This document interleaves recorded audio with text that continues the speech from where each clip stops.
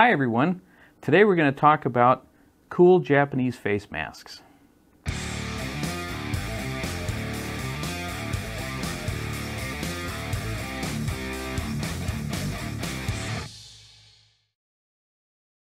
So there's two basic face mask styles. There's Reisei and Rubu. Reisei means fierce face and it has these lines in it. Rubu means smooth face. So this is the very first face mask I ever bought as a lad of maybe 23. I spent all my money on buying a suit of armor that was all mixed-matched, but I kept the face mask and the shoulder armor. I sold the rest. But this is a Reisei style. It has a nice horsehair mustache, original silk lacing, and it's also connected by a leather here for the, it's called a tare or yodare kake for the throat protection. It's lacquered in a black lacquer, and these are actually made of iron. Some of them are made of leather. This is a complete iron set here. So this is a Rubu style of face mask. Again, it's all iron connected by silk cords, and this is from northern Japan. So this one too also is a mostly a Rubu style, and it is also northern Japanese. But this one is a little different, having only two plates of throat protection connected by a leather here. So, and you can see that this has been reworked over the years. This lacing does not match this lacing, so it's been restored, shall we say. It has some significant age to it. It's been restored many, many times. The lacing does not match each other. So, and also the lacquer is a little messed up here. So I tend to believe that this one is a little older than some of the other ones I have. So there are four different types of face masks. There is the menpo, the hambo, the somen, and the hapori. Now, the menpo we first described, and that covers your nose, your cheeks, your chin, and things like that. This is a hambo. It just covers your chin. This is the oldest style of face mask. And face masks started in Japan for two reasons. One, you needed protection for your face, and two, you needed an attachment to your helmet cord to secure your helmet better. And that's why we have things like little hooks, or we're going to see little things on the end of the chin here that's going to secure your helmet cord to your face.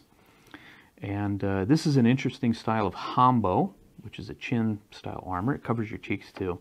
We see these deep here curves in this armor, and also this here is called a fukurin.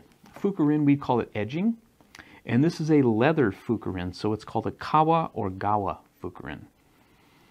So very interesting piece of armor. I tend to think this is a northern style, but that's just my opinion.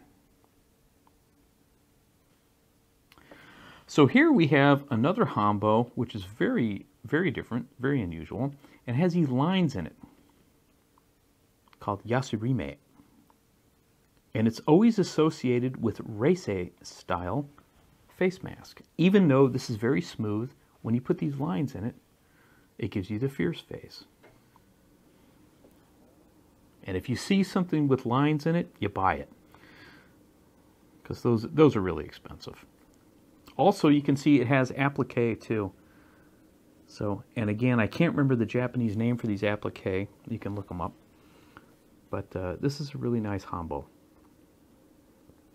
Here we have two Hambo here, both in a completely different style, both very old. Again, I'm not an expert, I'm just an enthusiast.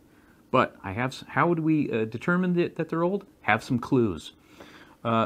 One, they both have black lacquer interiors. Now most Hambo you see, or most face masks, will have a red interior lacquer. And that was introduced in the 1700s.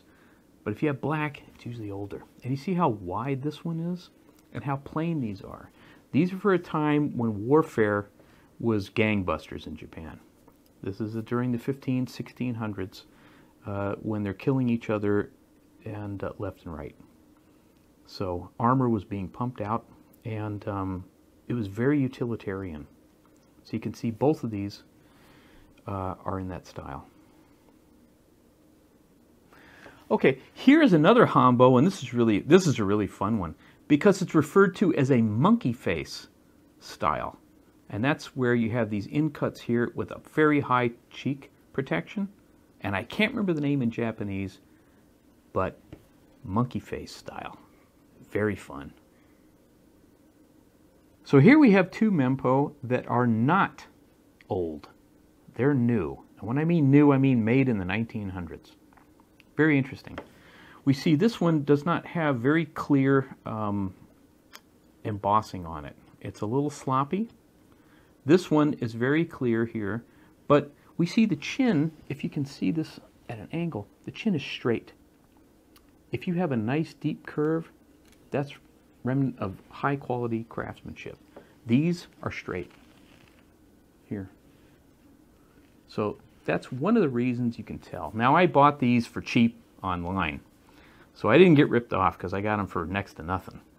But if you see pictures of them, they can look old, but you can't really tell until you pick it up and have some knowledge. But they're both very interesting. They're both fun to look at.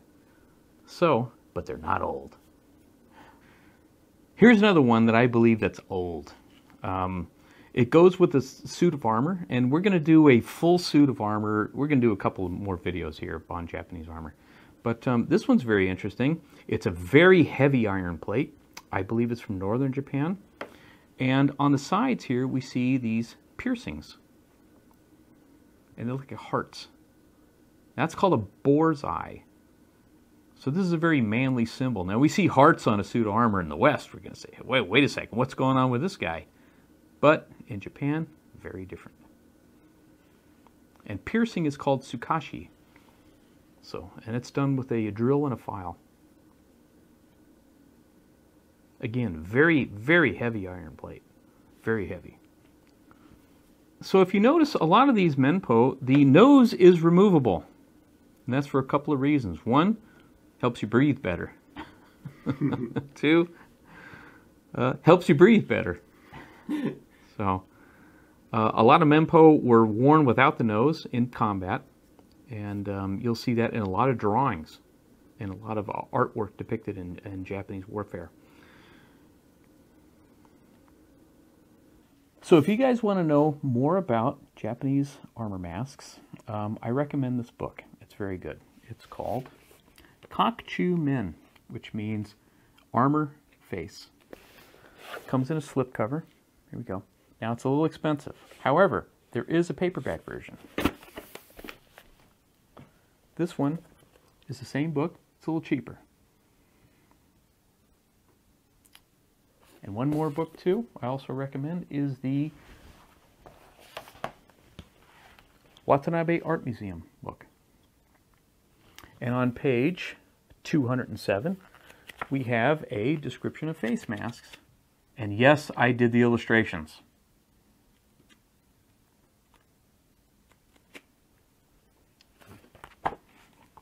Thank you.